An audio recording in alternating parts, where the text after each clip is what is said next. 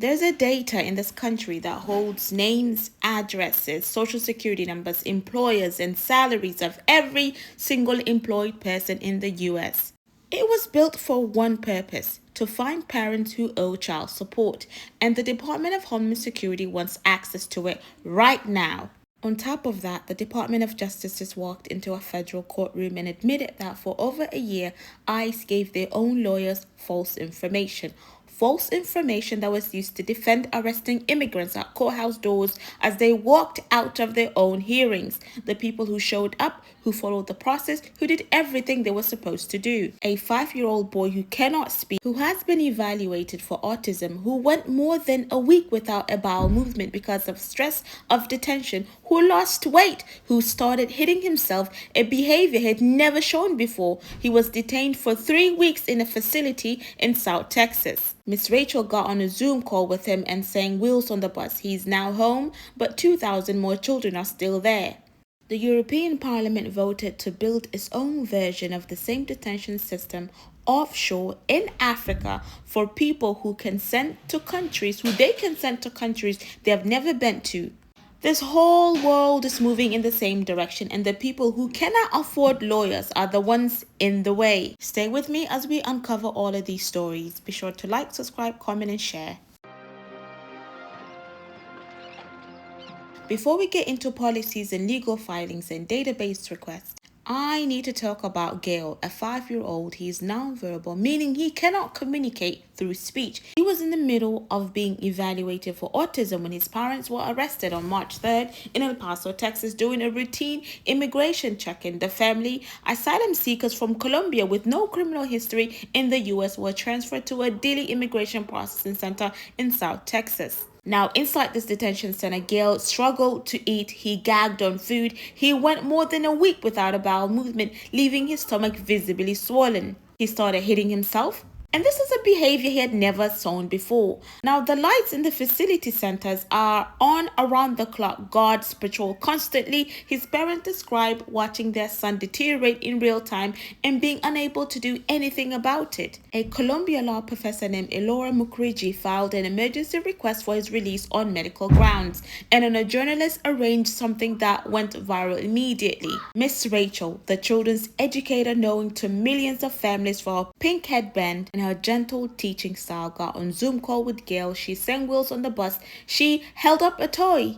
She spoke softly about his love for trains, and that video truly broke the internet. Now, days later, Gael and his family were released. They're returning to El Paso. The terms of their release was not made public. Now, Gael and his family are out, but the facility is now closed. There are thousands of more who are arrested and still detained in that South Texas detention center.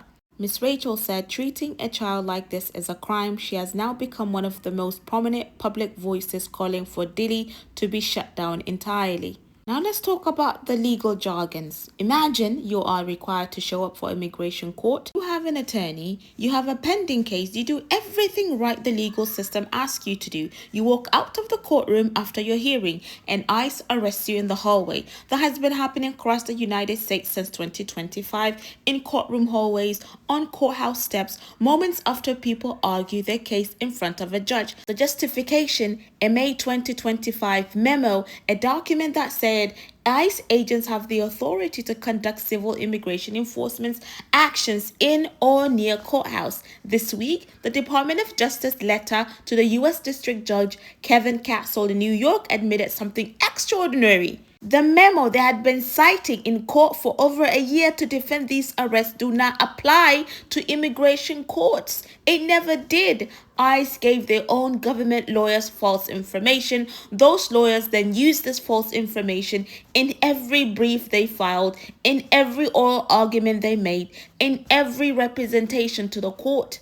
DOJ letter said, and I'm reading this directly, "We deeply regret this error." Get it? Regret the error. The DOJ fully blamed ICE, saying ICE counsels repeatedly gave them false information and that DOJ attorneys discussed and obtained approval from ICE counsels before filing every single brief. And the ACLU called the admission far-reaching. They said that for months the government used this guidance to arrest both legal and undocumented immigrants after detaining them in facilities hundreds and miles away from their families, their attorneys, and their communities. Now, the administration has not answered how many people were arrested and detained under this false justification. Many of them have likely already been deported. A federal judge is still reviewing what this admission actually means for pending cases. And a lot of us common folks have been saying this for the past year and so. This is not an error, it is a pattern. The ICE has lied to courts repeatedly in Minnesota, New York, Texas, and other words. Error is being used to avoid the word deliberate.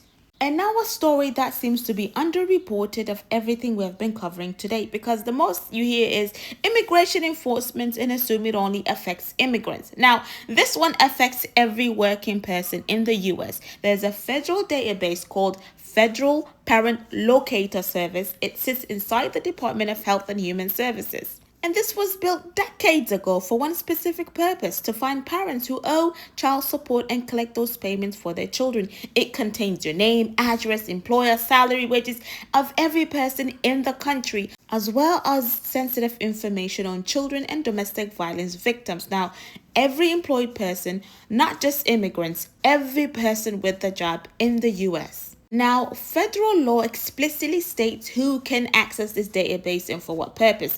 Immigration enforcement is not on the list. DHS is not authorized user. Multiple former HHS officials told ProPublica, one of the most rigorous investigative journalism outlets in the country, that granting DHS access would violate federal law. And yet DHS has requested access and HHS is actively considering it. Now, both DHS and HHS have Health and Human Service, by the way, have publicly denied that formal requests have been made. DHS told CNN they are now currently seeking access. HHS said they have not received any requests, but 6 current and former federal officials have told ProPublica otherwise. And ProPublica is not a source that just gets this wrong. This information contains domestic violence victim. It contains information on children in vulnerable situations.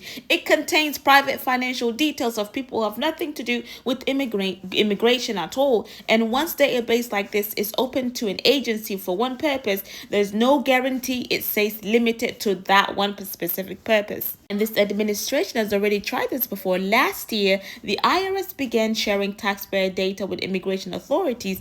A federal judge has blocked it, ruling it violated the taxpayer privacy laws. The administration is appealing the ruling. ICE has requested address information for nearly 1.3 million suspected undocumented immigrants from IRS and received data on only 47,000 because the system itself pushed back on the scale of the request.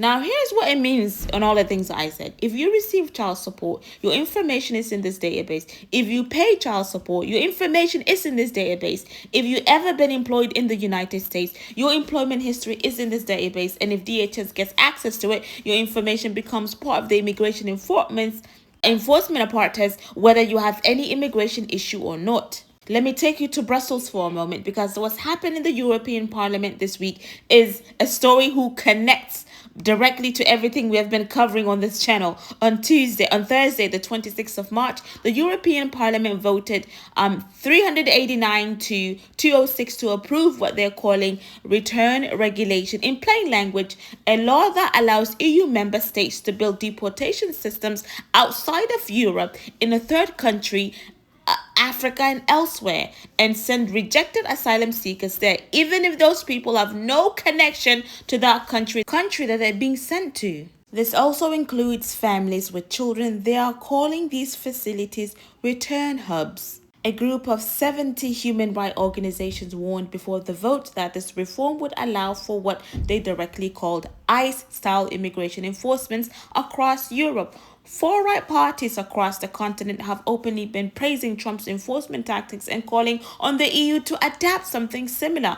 The voting has passed, with mainstream conservatives aligning with far-right groups to get it over and into the finish line. So the International Rescue Committee called the vote dramatic rollback of rights and protection. They warned that the so-called return hub would be a legal black hole located outside EU territory where policymakers cannot guarantee that anyone's rights will be upheld. Now, we're not for certain where these facilities will be. Nobody knows how long people will be held there. Nobody knows who will monitor them or what happens when rights are violated inside of them. The Washington Post described the EU as quietly adapting tactics of the Trump administration have been drawing public criticism across the 27-nation bloc. Greece, Netherlands, Austria, and Denmark have already entered into negotiation with governments primarily, or in Germany, primarily in Africa to host these sites. It would be a foolish thing for African countries to allow this to be used like this, in my opinion. Because Africa as a continent has its own economic pressure, their own housing shortages, right? Their own displacement crisis, and their own wars and stuff like that. They are being asked to take on people that wealthier nations have decided they do not want.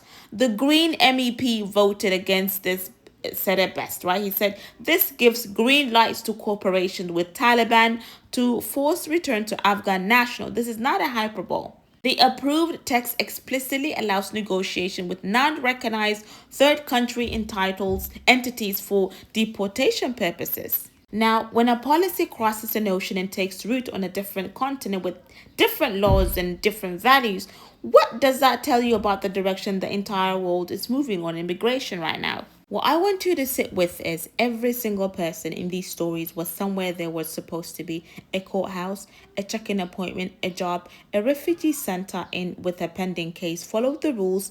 Following the rules did not protect them. That is not the part nobody has a clean answer for. That is exactly why this conversation cannot stop. Be sure to share, like, subscribe. Until next time, Assalamu alaikum wa rahmatullahi wa barakatuh.